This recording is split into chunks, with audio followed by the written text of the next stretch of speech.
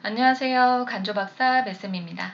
자, 오늘은 5-2회차 문제를 풀어볼 거고요. 오늘 풀어볼 문제는 기초간호와 보건간호 문제를 풀어볼 거예요. 자, 26번 보시면 동정맥류 설치 환자의 간호로 오른 거. 우리가 동정맥류 설치를 하는 환자는 만성 신부전 환자에게 설치를 하죠. 우리가 신장의 기능이 무슨 역할을 하나요? 우리 몸의 혈액이 30-40%가 신장으로 들어와요. 네. 자, 그러면서 혈액 속에 있는 노폐물과 우리 몸에 필요 없는 수분을 빼내주는 역할이 신장이 하는 역할이에요.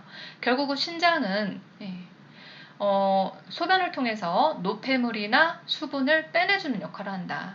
자, 그런데 신부전 환자들은 이런 것들을 빼내주지 못하니까 혈액 속에 유해독이 둥둥 떠다녀요. 요독증이 발생할 수 있고요. 자, 그리고 이 수분이 밖으로 배출이 안 되니까 어떻게 해요? 체액이 몸에 쌓이면서 부종이 심해지고 혈압도 오를 수 있는 거죠. 자, 그래서 이런 것들을 빼내주기 위해서 설치하는 게 동정맥류라고 보시면 돼요. 자, 1번에 보시면 혈액투석 후 혈압을 측정하는 것은 고혈압을 확인하기 위한 게 아니라 저혈압을 확인하기 위한 거예요. 자, 우리 투석할 때 노폐물뿐만이 아니고 뭐도 걸러내준다고요? 우리 몸에 필요 없는 수분도 걸러내주는 거예요. 자, 그런데 투석할 때 너무 많은 수분을 빼버리면 뭐가 발생할 수 있어요? 저혈압이 발생할 수 있는 거죠. 자, 만약에 저혈압이 발생했다. 순환이 잘 안 되다 보니까 이런 동정맥류도 막힐 수도 있는 거죠. 자, 그래서 혈액 투석 후 혈압을 측정하는 것은 저혈압을 확인하기 위함이고요. 자, 2번. 순환을 위해 동정맥류가 있는 팔로 심한 운동을 시행한다. 동정맥류가 있는 팔에는요, 아무것도 시행하면 안 돼요.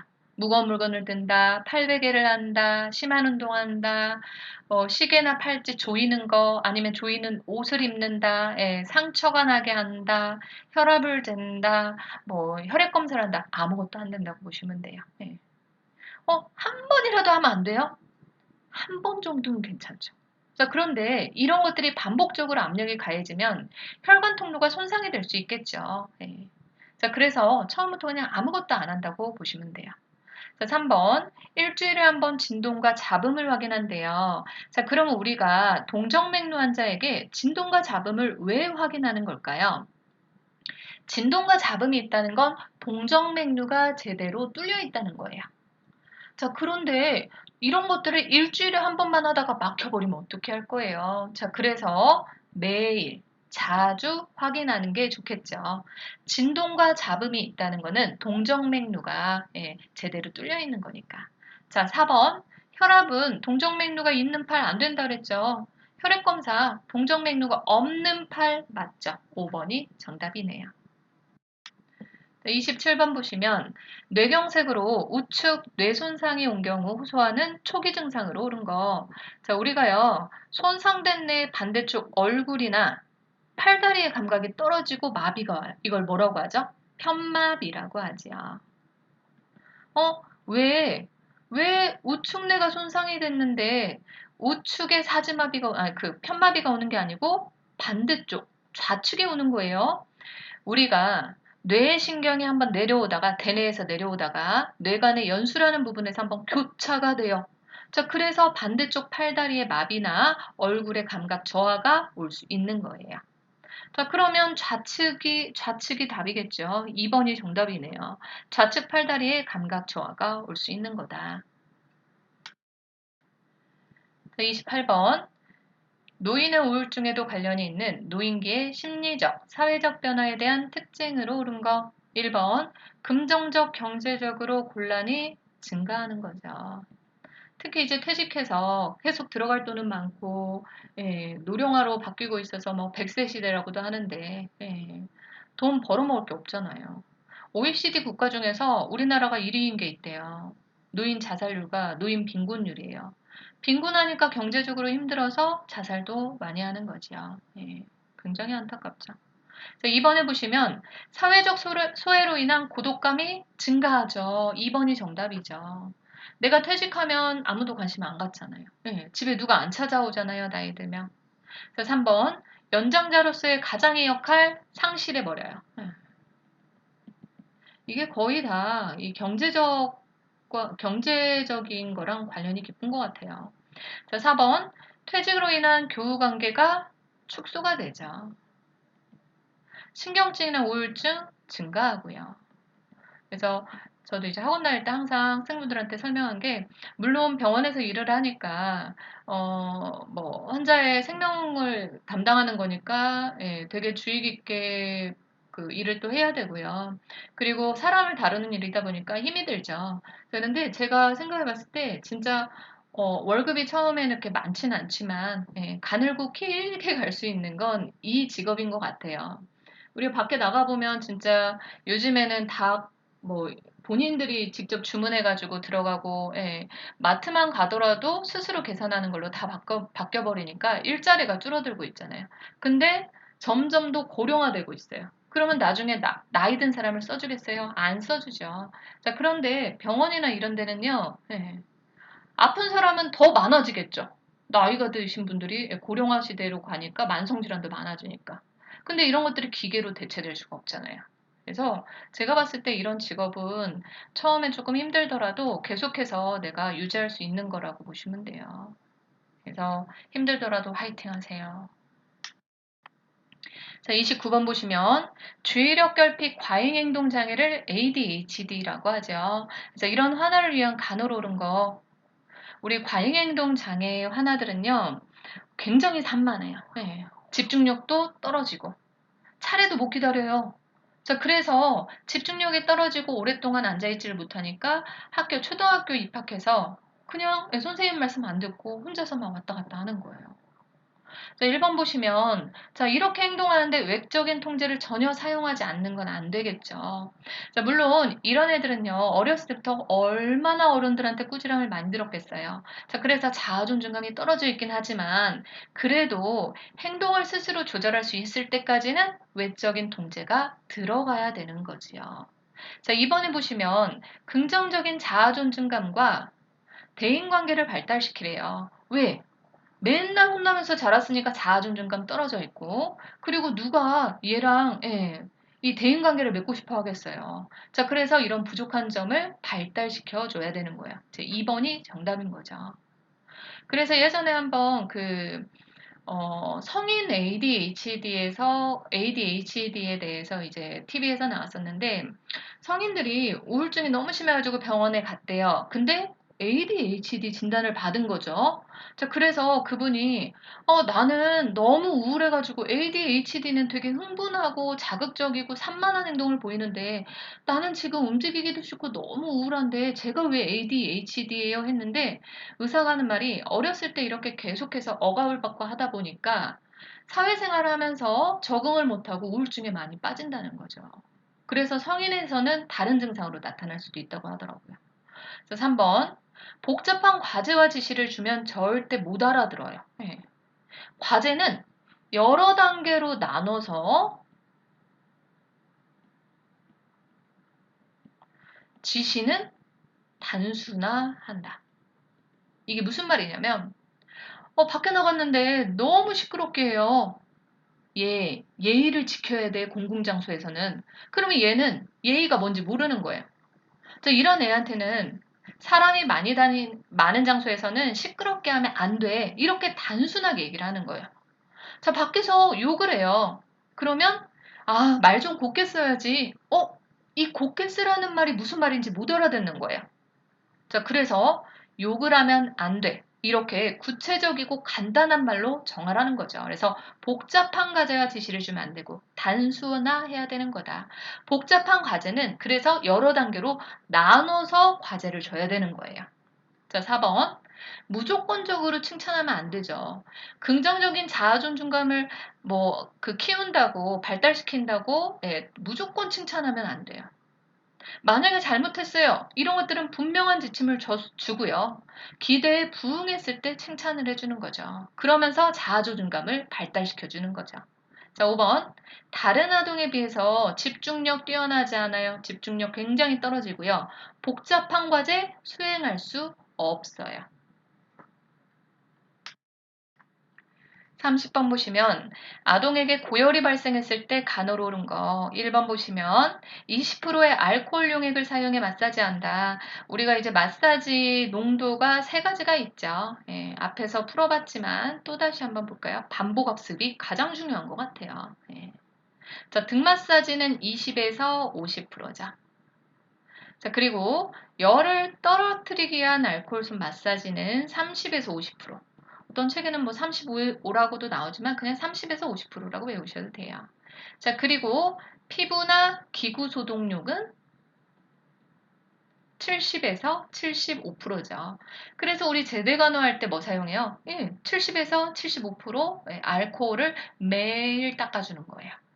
자, 그래서 1번에 보시면 20%의 알코올 용액이 아니라 30에서 50% 알코올 용액을 사용하는 거고요. 자, 2번 정확한 체온을 잰 후 간호사에게 보고하고 반드시 30분 후에 다시 측정해서 보고해야 돼요. 2번이 정답이네요. 자, 3번 에어컨이나 선풍기를 사용해 실내 온도를 낮춘다. 안 되죠. 예. 실내 온도를 낮추는 건 맞아요. 자, 그런데 에어컨이나 선풍기를 사용하는 게 아니라 문을 열어 환기를 시키는 거예요. 예. 자, 그리고 얘를 체온을 떨어뜨려 주기 위해서 옷을 입고 있어요. 벗겨줘서 피부를 공기에 노출시켜 주는 거예요. 그래서 온도를 낮춰주는 거지 에어컨 선풍기 바람 아니에요. 자, 그리고 4번에 보시면 얼음물 아니죠. 우리가 열이 나면 뭘로 닦아줘요? 미온수 마사지 하잖아요. 자, 미온수 마사지는 찬물로 하는 건가요? 아니죠. 네. 2도씨, 체온보다 2도씨 낮은 미온수로 닦아주고요. 네. 근데 이거를 몇 분 닦아줘요? 20분간. 그러니까 30분 후에 다시 측정하는 거예요. 자, 5번. 손발에 아이스팩 대주면 안 돼요. 손발은 따뜻하게. 우리가 그 성인에서도요, 나중에 한번 문제를 낼 건데 설명을 하고 넘어갈게요. 우리가 그 성인에서 그 실습가 보셨겠지만 열이 나면 어디에 아이스팩을 가장 많이 대주시던가요? 겨드랑이죠. 왜 겨드랑이에 대주냐? 큰혈관이 지나가고 있어요. 자, 우리 체온은 체열을 방산시킨다. 예, 밖으로 빼내주고 이동시켜주는 역할을 해요. 몸의 중심으로 체열이 모이면 온도가 더 높아지겠죠. 그래서 순환을 통해서 그냥 다 밖으로 빼내주는 역할을 하는 거예요. 자, 근데 큰혈관에 대고 있으면 열이 더 뚝 떨어지겠죠. 이 큰혈관이 어디에 있냐? 머리, 겨드랑이, 이 서해부 쪽에 있어요. 자, 그런데 얼음주머니 대기가 가장 어디 부분이 이제 면적이랑 대기가 높아요? 겨드랑이죠. 양쪽이 또 다 있으니까. 자, 그래서 환자분들한테 아이스팩 같은 걸 대줄 때, 자, 열이 나서 아이스팩 대고 계세요. 이렇게 하면 나중에 가보면 다 가슴에 대고 있거나 이상한 데 다 대고 있어요. 자, 그런데 갈 때 설명을 하는 거예요. 환자분한테 큰혈관이 여기 겨드랑이에 지나가고 있어서 여기에 대고 있으면 체온이 더 빨리 떨어질 수 있어요. 제가 20분 뒤에 다시 와서 봐드릴게요. 그러면서 설명을 하면 다 그거에 대고 있어요. 그래서 설명이 굉장히 중요한 거죠. 자, 그런데 5번에 보시면 손발에 왜 따뜻하게 대주냐. 우리가 혈액은 체열을 운반해서 체온을 유지하는 기능을 하고 있다 그랬잖아요. 자, 그래서 손발이 애들 열날 때 보면요. 차가워요. 왜? 순환이 안 돼서 체열을 운반하지를 못해서 빼내지를 못하는 거예요. 그래서 손발을 따뜻하게 해서 혈액순환을 촉진시켜주고 큰혈관이 있는 머리 쪽에는 얼음을 대줘서 열을 빨리 떨어뜨리는 거라고 보시면 돼요. 그래서 답은 2번이 되겠네요. 31번 보시면 의식 수준을 사정해서 진압력 장애가 있는 환자를 대하는 방법으로 옳은 거. 우리가 진압력이 뭐냐, 병원에서 진압력이 있는지 없는지를 가장 많이 물어보는 게 시간, 장소, 사람에 대한 걸 물어봐서 현재 상태를 인지하고 있는지를 보는 거예요. 그게 진압력 장애예요. 자, 1번 보시면 기본 정보는 밤에까지 반복해서 주입할 필요는 없죠. 예. 기본 정보를 인지하지 못하니까 이런 것들을 주입시키고 설명하는 건 맞는데 밤에까지 할 필요는 없고요. 자, 2번 시간, 장소, 사람 등을 자주 인식시켜요. 예. 당신의 이름은 누구고요. 옆에 있는 저는 간호조무사고요. 뭐 이런 식으로. 여기는 병원이고요. 예, 이런 식으로 자주 인식시켜요. 2번이 정답이네요. 자, 이런 환자들은 생활 시간에 변화를 주면 안 돼요. 일관성 있게 대해야 돼요. 그래서 뭐 규칙적인 식사로 해가지고 식사 시간을 정해놓고 산책 시간 이런 것들을 규칙적으로 일관성 있게 정하는 게 좋겠죠. 자, 4번. 물품을 알 수 있게 구두로만 설명할 필요는 없어요. 예. 우리가 저게 냉장고인지 이 사람이 잘 몰라요. 그러면 거기에다 이름표를 붙이고 이게 뭐에 사용하는 건지 설명도 해주는 게 좋겠죠. 자, 만약에 이런 이름을 잘 몰라요. 그러면 그림 같은 걸로도 적어서 제시할 수 있는 거예요. 그래서 말로 하는 게 아니라 이런 것들을 다 이름표나 이런 것들을 다 붙여가지고 알 수 있게 하는 거죠. 자, 5번. 이름과 존칭을 함께 사용해야 되겠지요. 예. 왜냐면 이 사람은 시간, 장소, 사람 이런 거에 대해서 모르는 거니까 본인의 이름도 잊어버리는 경우 많거든요. 그래서 이름과 존칭을 함께 사용하도록 한다. 자, 32번 보시면 치과 진료 시 사용하는 장비에 대한 설명으로 옳은 거 치과 장비예요. 자, 1번 간호사 의사가 의사보다 낮으면 안 돼요. 높아야 돼요. 왜냐면 간호조무사의 가장 기본적인 치과 진료 업무는 뭐예요? 석션이잖아요. 예. 자, 그렇기 때문에 의사 진료 시에 불편함이 없도록 도와줘야 돼요. 그렇기 때문에 의자 높이는 의사보다 높아야죠. 자, 2번 자주 사용하는 물품은 반대예요. 좌측에서 우측으로 배열하는 거예요. 우리가 시술에 사용되는 건요, 거의 대부분 좌측에서 우측으로 배열해야지 작업 효과가 굉장히 높아져요. 자, 3번. 의자 머리 쪽을 앞으로 제치면 어떻게 편안할까요? 네. 등받이가 뒤로 젖혀지게 놓는 거죠.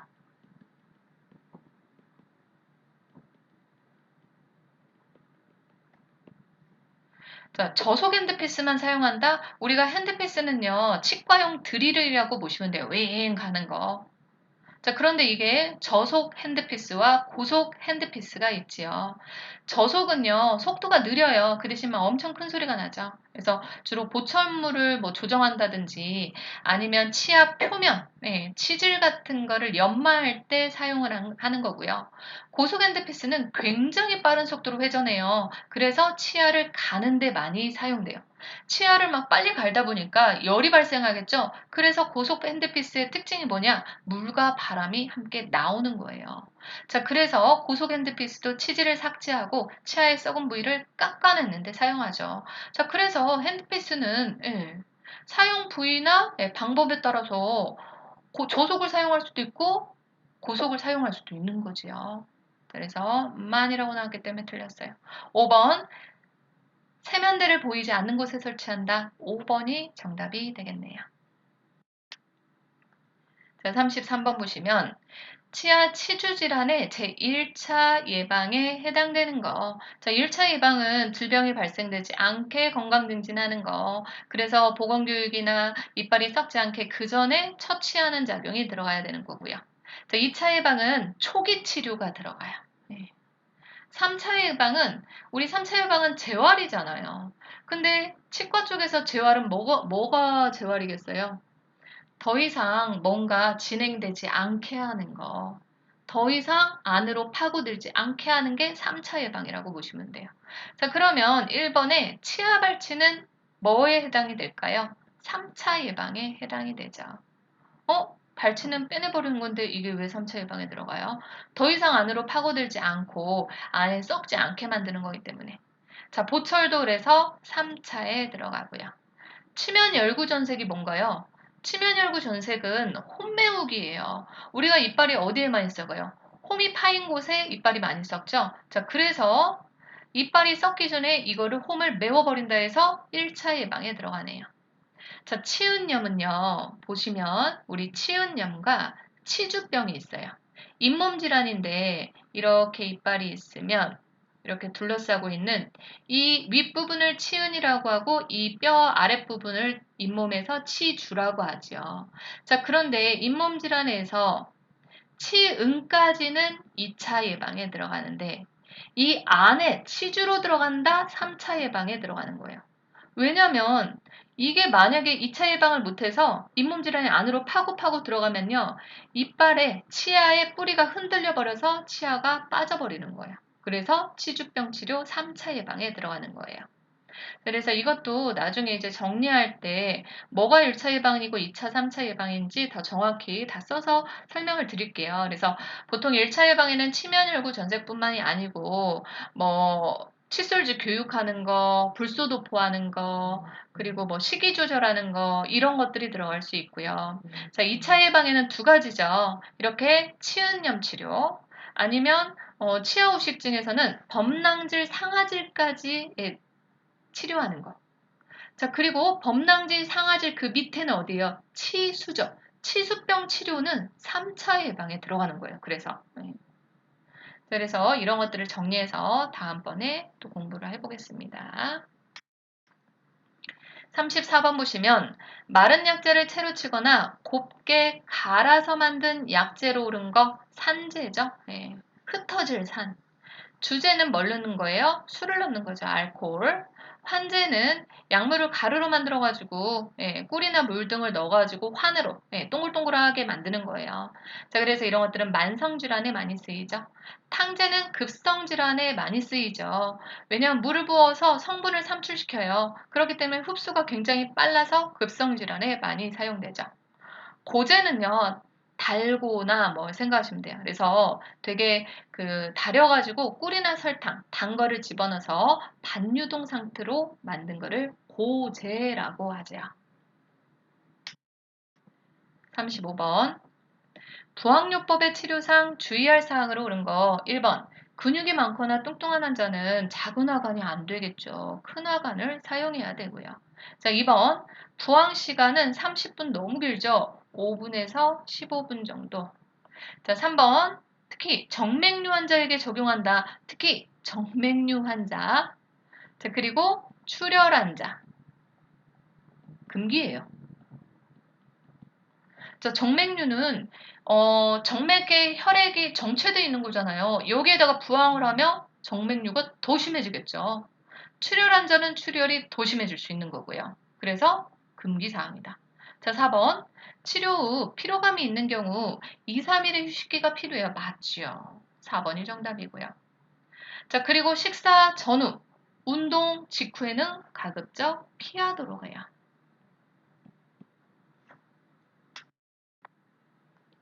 36번 보시면 초등학생에게 심폐소생술을 교육한 후 평가 기준 점수인 75점 이상의 학생에게 수료증을 발급했을 때 사용된 평가 유형으로 옳은 거. 절대평가죠. 점수를 정해놓고 거기에 도달했는지를 평가하는 게 절대평가. 그래서 목표를 정해놓는다 그래서 목표 지향 평가라고도 하고요. 자, 이거를 비교해서 보는 거예요. 상대평가는 우리가 기준지향 평가라고 해요. 자, 이게 뭘 말하냐? 내 성적을 다른 애들과 비교해서 내 상대적 위치를 평가하는 방법이에요. 보통 학교에서는 이런 식으로 많이 하죠. 그래서 몇 등이 되는지 이렇게 너의 기준이 뭐야? 너의 기준은 상위권이야, 중위권이야. 이렇게 평가하는 거죠. 자, 그리고 진단형성 총괄평가를 나눠서 보시면요. 진단평가는 언제 하는 거죠? 보건교육 전에 하는 거다. 형성평가, 보건교육 중, 보건교육 시에 하는 거예요. 총괄평가, 보건교육 후에 진행하는 거지요. 37번 보시면 면담 시 피면담자를 적극적으로 대화에 참여시키는 방법으로 옳은 거.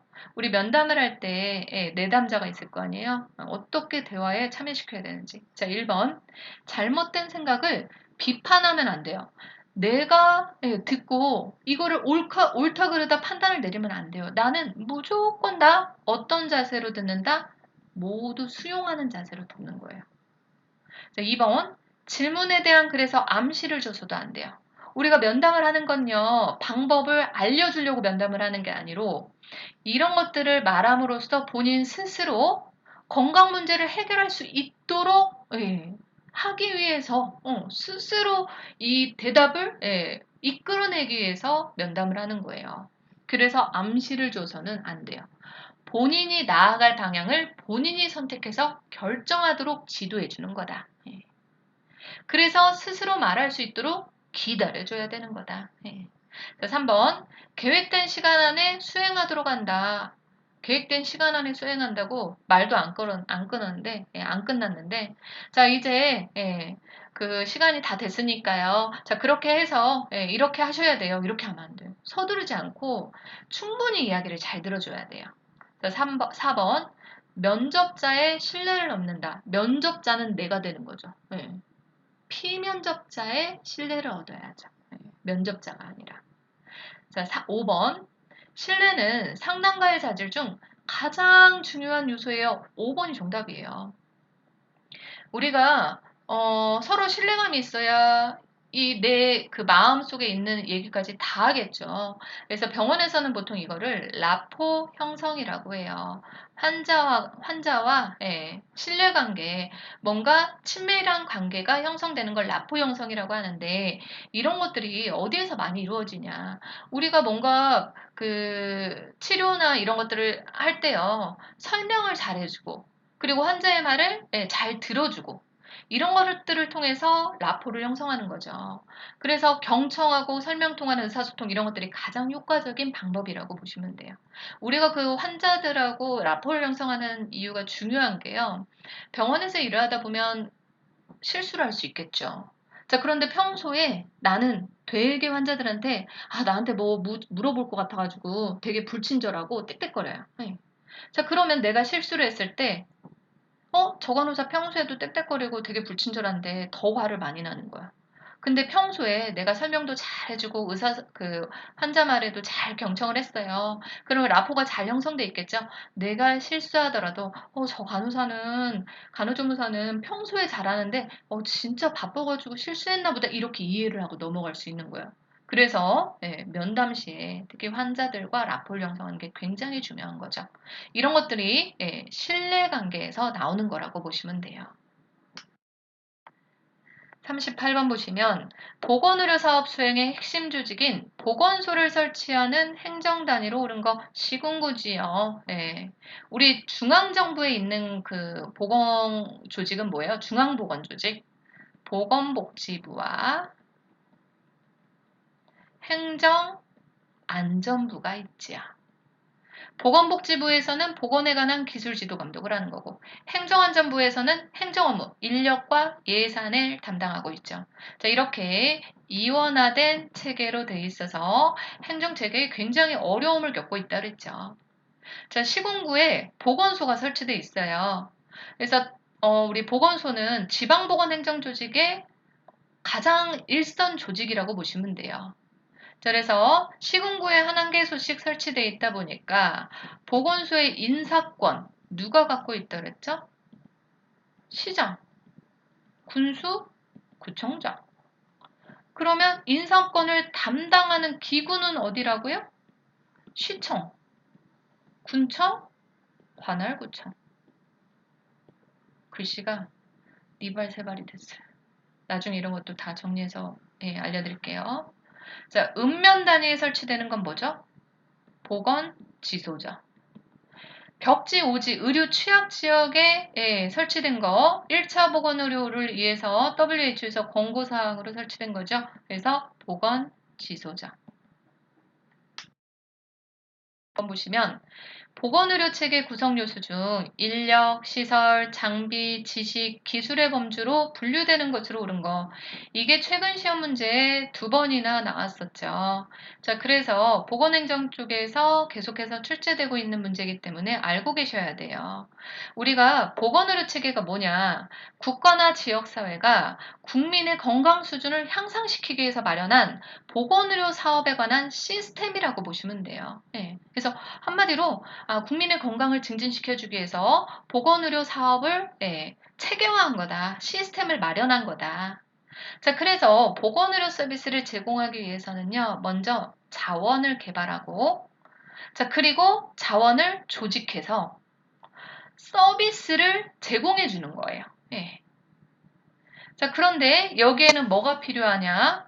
이 보건의료와 관련된 정책 및 관리가 필요하고 돈도 필요하겠지요. 자, 이런 것들이 뭐에 해당되는지도 알고 계셔야 돼요. 그래서 이것도 나중에 이제 정리하면서 다시 한번 읊어드릴 건데, 자, 그래서 보건의료 자원의 개발에서는요, 1번이 바로 정답이에요. 자원이에요. 네. 인력, 시설, 장비, 지식, 기술. 인력은 예, 의료인들을 말하겠죠. 그래서 의사들, 간호사, 간호조무사 이런 인력들, 시설은 병원 같은 걸 말하는 거네요. 거기에 필요한 MRI 기계 같은 거, 연구와 관련된 지식이나 기술 이런 것들이 자원이지요. 그래서 우리가 국민들한테 보건의료 서비스를 제공할 때는 이런 자원들이 있어야 되겠죠. 자, 그런데 이런 자원을 그냥 개별적으로 주진 못하잖아요. 조직화해서 뭐예요? 조직화해서 서비스 형태로 주는 거죠. 자, 그래서 자원의 조직화에는 뭐가 들어가냐? 국가보건기관이 있을 수 있고요. 건강보험 사업, 정부에서 하는 기관, 아니면 민간 부분의 병원, 민간병원 이런 것들이 조직화에 들어가는 거고. 자, 3번 보건의료 서비스의 제공은 뭘 말하냐?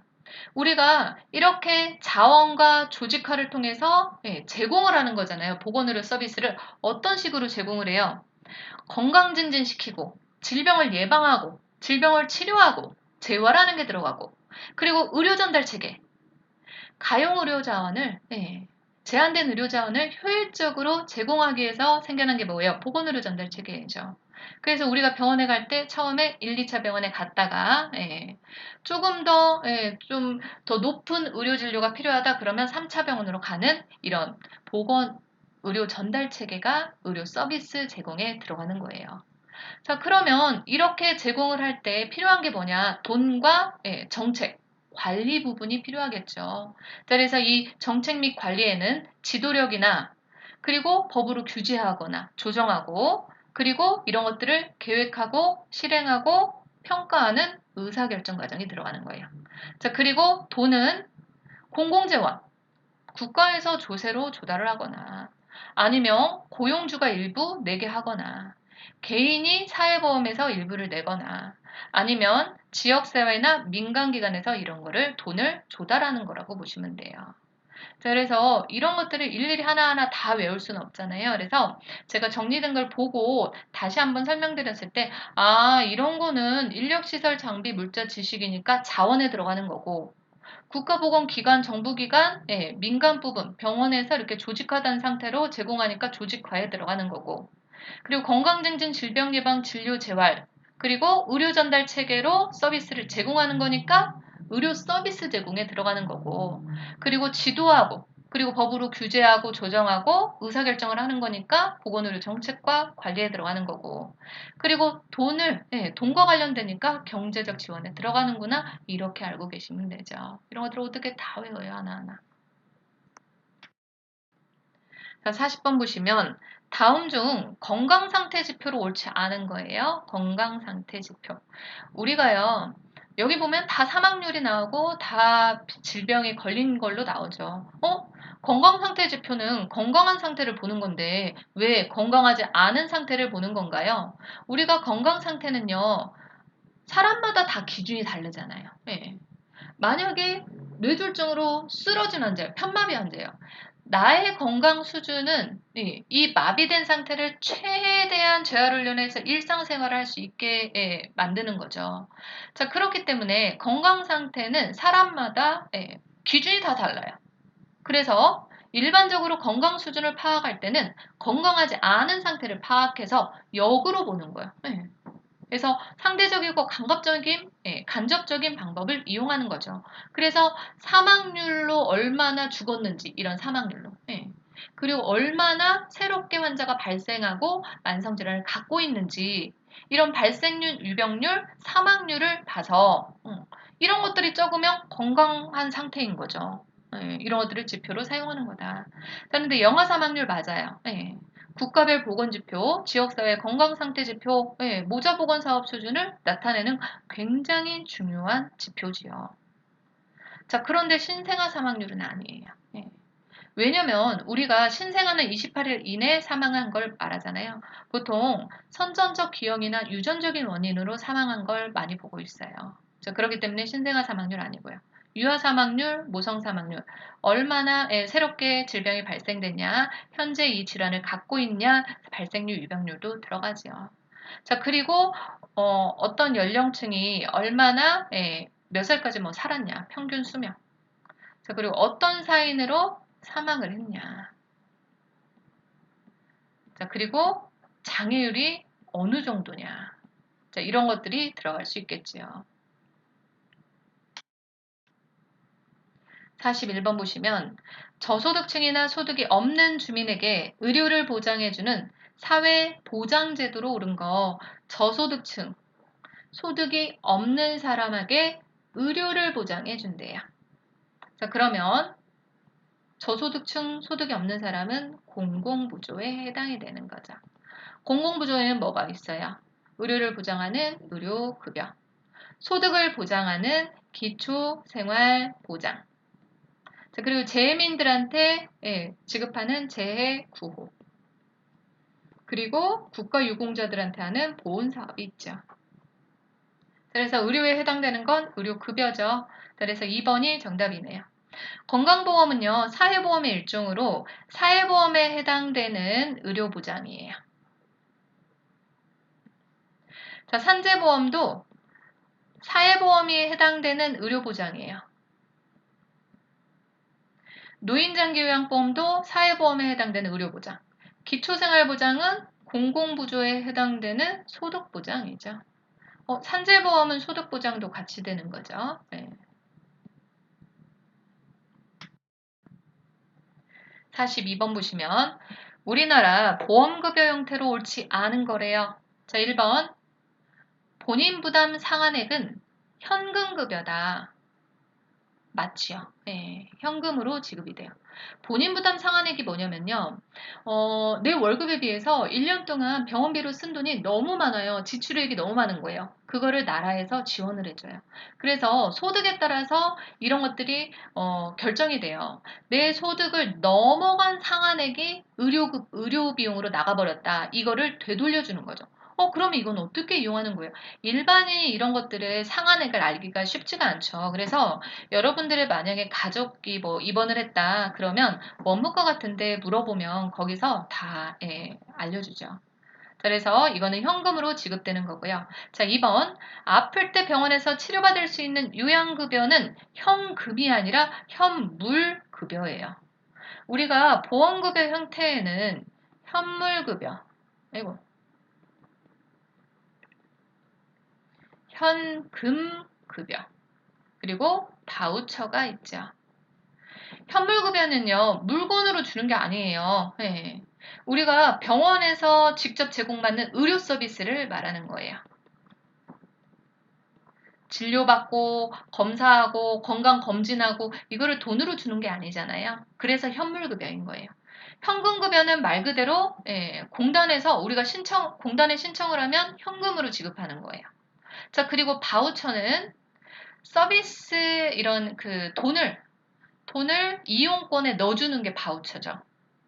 그래서 아플 때 병원에서 치료받을 수 있는 요양급여는 의료 서비스잖아요. 현물급여에 들어가고요.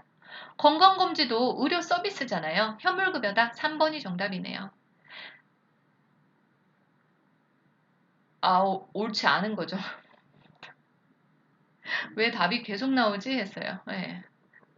그래서 2번이 정답이죠. 문제를 잘 읽어봐야 돼요. 네. 그래서 습관적으로 이렇게 아는 애 동그라미를 치거든요.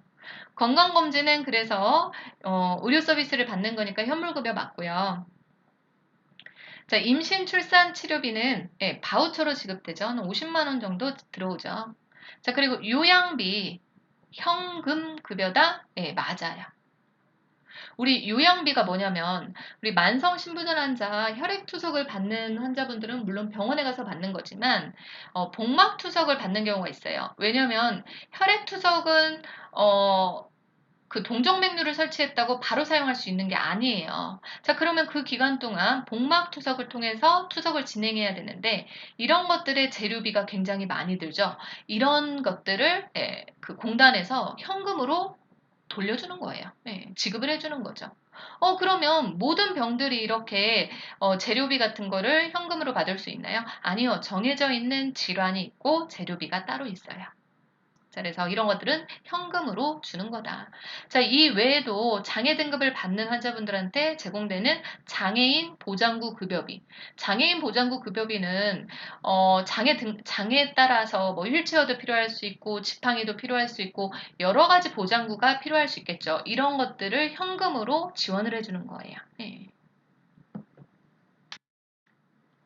43번 보시면 기습에 대한 설명으로 옳은 거 1번 인체에 쾌적감을 주는 습도는 40에서 60%죠. 자, 기온과 습도는 반비례해요. 그래서 온도가 높으면 습도는 낮고 온도가 낮으면 습도는 높아요. 자, 그래서 정오가 지나면 온도가 높으니까 습도가 낮아져요. 우리나라 지금 보세요. 기온과 습도가 같이 높잖아요. 우리나라는 지리적 위치 때문에 바람이 해풍을 타고 오냐, 그러면 습한 거고, 이 육지에서 차가운 바람이 불어오냐, 그러면 추우면서 건조한 거죠. 그래서 우리나라는 기단이라고 하는 공기 덩어리의 영향을 받는 거예요. 그래서 기온과 습도는 반비례라고 꼭 알고 계세요. 자, 3번. 습도는 낮에 지중열이 아니라 태양열을 흡수해서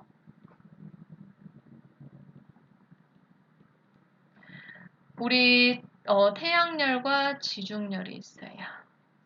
태양열은요, 태양으로부터 흡수되는 열이에요. 그래서 낮에 태양으로부터 엄청 많이 흡수되죠. 근데 이 온도를 우리가 다 맞으면 진짜 떠 죽을 거예요. 쪄 죽을 거예요. 자, 그런데 이게 습기에 의해서 대지의 과열을 방지해주는 역할을 하고요. 밤에는 지중열이라고 해서 지구에서 바깥으로 유출되는, 빠져나가는 열이 있어요. 이런 것들이 발산되지 않도록, 밖으로 빠져나가지 않도록 보호해주는 역할을 좀 해요. 자, 그래서 만약에 이런 기습, 습도가 없으면요. 낮에는 태양열을 곧바로 흡수해버리니까 엄청 쪄 죽을 거고, 밤에는 지중열로 해서 우리 지구에 있는 열이 다 빠져나가 버릴 거니까 우리는 얼어 죽을 거예요. 근데 이런 것들이 이 대지의 과열이나 급격한 온도 저하를 막아주는 역할이 습도가 또 하는 역할이다. 자, 4번. 공기가 최대로 포함할 수 있는 수증기량이래요. 뭐예요? 포화습도죠. 최대로 포화된 상태. 습도가 그 공기 1세제곱미터 내에 완전 포화된 상태다. 포화습도. 절대 습도는 공기 중에 1세제곱미터에 들어있는 그냥 수증기량이에요. 그래서 포화 습도는 일정한 양의 공기가 최대로 수증기를 포함하고 있다. 절대 습도는 공기 중에 수증기 양이에요. 상대 습도는 공기 중에 수분의 비율이에요. 절대 습도는 수분의 양, 상대 습도는 수분의 비율을 말하는 거예요. 자, 그래서 5번이 정답이에요. 공기의 건습 정도를 가장 잘 표현하는 것이 비교 습도, 또 다른 말로 뭐라고 해요? 상대 습도라고 하죠. 그래서 이거는 공기 중에 수분의 비율을 나타내는 거다. 자, 그래서 포화 습도에 대한 절대 습도의 백분율이라고 하죠.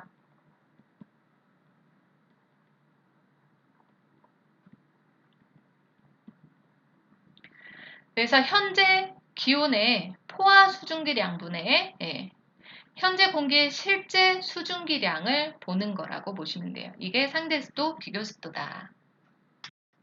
44번 보시면 폐기물 처리 방법 중 가장 위생적으로 의료 폐기물의 처리 방법으로 옳은 거 소각해버리는 거죠. 태워버리는 거예요. 자, 가장 위생적인 방법이죠. 근데 연소되면서 이 연소 가스로 인해서 대기, 2차 환경오염이 발생할 수도 있고, 그리고 소각을 하는데 소각로를 건설을 해야 되고 이 열을 또 발생시켜야 되니까 유지관리비가 비싸고요. 그리고 이런 것들을 태우는데도 그냥 태우는 게 아니고 뭔가 기계 같은 거를 작동해야 되니까 인건비도 굉장히 비싸요. 그래서 경비가 많이 드는 게 특징인 거죠. 45번. 식품의 변질 과정 중 유기물이 미생물의 작용에 의해서 악취를 내며 분해되는 현상으로 주로 단백질이 고온다습한 환경에서 분해되어 일어나는 현상으로 오른 거 부패죠. 예. 발효는 뭐가 분해되는 과정이죠? 탄수화물이죠. 그래서 미생물이 자기가 가지고 있는 효소를 이용해요. 그래서 탄수화물을 분해시켜요. 그래서 발효시키는 거 술, 막걸리 생각하시면 되고요. 산패는요. 공기 중에 오래 방치해뒀을 때 산소가 들어가서 산성이 돼 버리는 거예요. 산화작용으로 인해서. 이거는 이제 유지, 지방이죠. 변패는요. 미생물에 의해서 탄수화물, 지방이 변질이 된 거죠. 46번. 우리나라에 가장 많은 식중독으로 가장 많기 때문에 시험에도 가장 많이 나왔는데 이번 시험에서는 살모넬라 식중독이 왠지 나오지 않을까 싶어요. 식중독이 만약에 나오면. 살모넬라 식중독으로 초반에 사망까지 했잖아요. 그래서 가장 많은 식중독으로 독소가 100도씨에서 30분 끓여도 파괴되지 않는데요. 이거를 무슨 독소라고 하죠? 내열성 독소라고 하죠. 포도상구균 식중독이죠. 그래서 우리가 그 포도상구균 식중독은 독소형이죠. 앞에서 먼저 볼까요? 살모넬라 식중독은 감염형인가요? 독소형인가요? 감염형 식중독이죠. 그래서 살모넬라 식중독은 열에 약해요. 그래서 62에서 65도 30분 정도만 가열해도 우리가 이걸 뭐라고 해요? 저온살균 된다고 해요. 자, 이렇게 저온살균에도 사멸돼 버리는데 우리가 왜 살모넬라 식중독으로 뭐 사망에까지 이르렀냐. 보통 이런 것들 이제 포유류 및 조류에 장에 만약에 많이 복용돼 있어요. 자, 그러니까 날고기나 계란 같은 알 등이 원인 식품으로 많이 여겨지고 있죠. 자, 근데 시험에서는 뭘로 많이 나왔냐? 덜 익힌 돼지고기로 많이 나왔었어요. 그래서 포유류 및 조류에 많다. 자, 그래서 덜 익힌 돼지고기 그리고 계란 먹을 때 이 대변이 묻어 있는 상태에서 껍질이 내 몸은 그 뭐더라 그 균에 의해서 감염된 거다. 자, 2번 보시면 장염비브리오균 식중독도 감염형 식중독이죠. 장염비브리오균 식중독은 무슨 균에 의한 거라고 했죠? 호염균이라고 했죠. 염분을 좋아할 호. 염분을 좋아하는 균이래요. 어디에 많겠어요? 어패류. 절인 식품에 많겠죠. 그래서 여름철 이런 어패류나 절인 식품 이런 것들을 사용하고 식기류를 잘 닦지 않았을 때 발생을 하는 거죠. 자, 이것도 열에 약해서 끓여 먹으면 되는데 절인 식품을 우리가 끓여 먹진 또 않으니까. 보툴리누스 식중독균은 독소형이죠. 그래서 밭을 생각하시면 돼요. 밭을에 들어있다 보니까 산소가 안 들어있는 환경에서 잘 자라는 균이에요. 혐기성균에 의해서 생기는 거다. 그래서 통조림이나 소세지 등 밀폐된 혐기성 상태에서 번식해서 독소를 만드는 거죠. 자, 웰추균도 독소형이죠. 그래서 우리나라 토양에 널리 분포되어 있는 균이다. 자, 포도상구균이 우리나라에서 가장 많은 식중독 균이에요. 뭘로도 시험에 나왔었냐. 유통기한이 지난 케이크를 먹은 경우로도 많이 나왔었고요. 이 그 독소형은 본인 스스로 독소를 만들죠. 그래서 그 장독소 이름이 뭐예요? 엔테로톡신을 분비해서 식품을 유독하게 만드는 거잖아요. 자, 근데 얘는 내열성 독소기 때문에 끓여도 죽지 않아요. 그러면 얘를 예방하는 방법은 뭐예요? 음식물을 잘 처리하고 보관하고 상한 음식을 먹지 않는 게 가장 중요하다고 그랬죠. 그래서 유통기한 지난 케이크를 먹은 경우로도 시험에 나왔던 거예요. 그래서 5번이 정답이네요. 자, 47번 보시면 여름철 식중독 예방 방법으로 옳지 않은 거래요. 이건 실제 시험에는 안 나왔었는데 그 책에 추가가 됐죠. 그러면서 추가된 내용들을 한 번씩은 보셔야 될 것 같아요. 자, 1번. 도마나 칼은 육류나 어패류 등을 먼저 사용한 후 과일과 채소를 사용한다? 안 되죠. 딱 봐도 찝찝하지요. 네. 보통은요, 육류나 어패류를 사용한 것들은 앞에서도 포유류나, 뭐, 어패류에 들어있는 식중독균들이 있었잖아요. 그렇기 때문에 따로 사용하는 게 가장 좋아요. 자, 그런데 칼이나 도마를, 같이 사용할 수밖에 없어요. 그러면 뭘 먼저 사용한다? 과일과 채소를 사용하고 육류나 어패류를 사용하는 거예요. 그래야지 교차 오염을 막을 수 있겠죠. 자, 2번. 야외 학습이나 나들이 갈 때는 음식물은 아이스박스에 넣어서 보관해 가고요. 자, 물은 되도록 끓여 마셔야 되고요. 샐러드 등 신선 채소류도 깨끗한 물로 잘 세척해요. 이런 회충이나 기생충 같은 게 씻는다고 그냥 확 떨어지는 게 아니고요. 달라붙어 있어요. 자, 5번. 집단 급식소에 납품되는 식재료는 보관과 온도 관리를 철저히 해야 되겠죠. 그래야지 집단 식중독이 발생을 하지 않으니까. 자, 48번. 인쇄소에서 일하던 인쇄공이 얼굴이 창백해지고, 인쇄공이에요. 인쇄공한테 많이 발생하고, 건전지,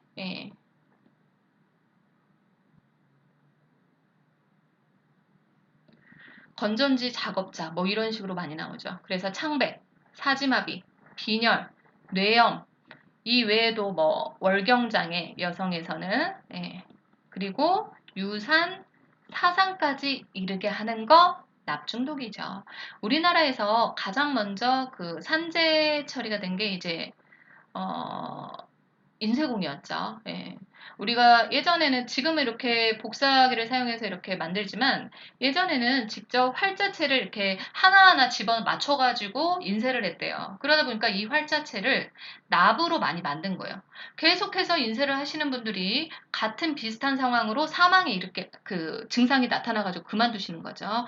그래서 조사를 해봤더니 납중독에 다 걸렸었대요. 자, 카드뮴은 이타이 병이죠. 이타이가 무슨 말이에요? 아, 아프다. 네.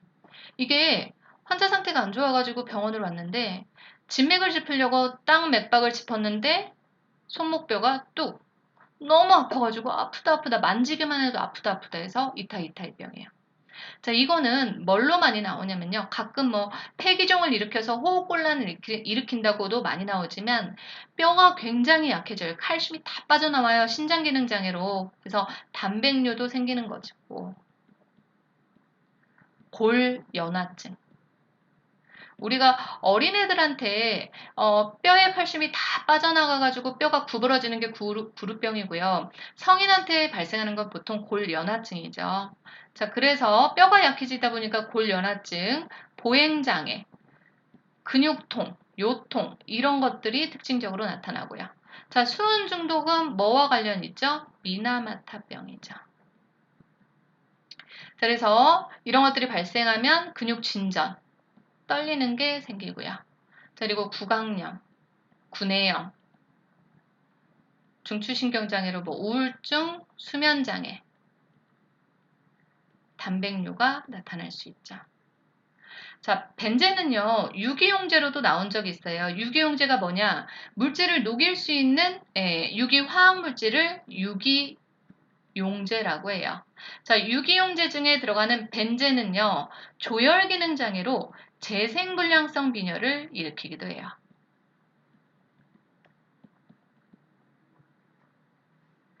자, 크롬은 급성 시에는 관요증이나 반대로 문요증이 나타날 수 있고요. 신장에 문제가 생긴 거죠. 자, 만성으로 됐을 때는 점막에 병변이 생기거나 아니면 비중격 천공이 발생할 수도 있는 거다.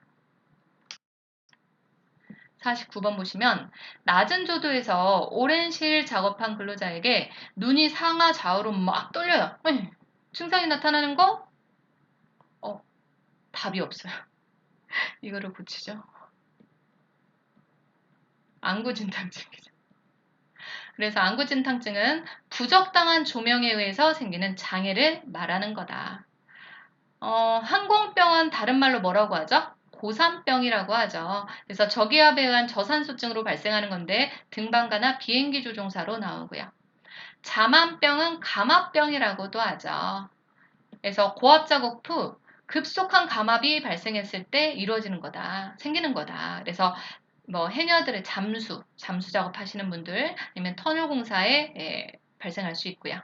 자, 레이노시병은 추위나 진동으로 인해서 생기는 거죠. 그래서 차감기, 암석을 뚫는 차감기 사용자나 타이피스트나 뭐 건반악기 연주자에게 발생할 수 있고요. 자, 난청은 반복적인 소음에 노출됐을 때 생겨요. 청력이 떨어지는 거죠. 자, 그래서 이것도 차감 작업이에요. 우리 차감 작업이 두 개가 들어가네요. 차감기는 이 큰 바위를 뚫는 작업을 하는 거잖아요. 예. 그 바위를 폭파시키려고 했을 때 다이너마이트나 이런 것들을 넣으려고 거기를 뚫는 거예요. 자, 그러면 진동도 발생할 수 있고 소음이 발생할 수도 있죠. 그래서 둘 다 생길 수 있네요. 자, 그리고 난청은 차감기뿐만이 아니라 판금 작업, 쇠를 가는 작업, 그리고 조선 작업 이런 것들로 많이 나오죠. 50번 보시면 직업병 예방을 위한 대책으로 옳지 않은 거예요. 1번 생산 기술을 향상시키고 작업 환경을 최신의 걸로 개선을 한다. 자, 2번 임시 건강 진단을 통한 근로자의 건강 관리가 아니라 임시가 아니라 정기 건강 진단을 해야죠. 자, 3번 이상 소견을 조기 발견해서 치료할 수 있도록 하고요. 4번 마스크나 방독면이나 이런 개인 보호구 착용하도록 하고요. 5번 보건교육을 통해서 미리 이런 것들이 발생하지 않게 관리를 하는 거죠. 자, 그래서 오늘은 여기까지 했고요. 수고하셨고요. 잘 들으셨다면 좋아요, 구독 부탁드리겠습니다. 오늘도 고생하셨습니다.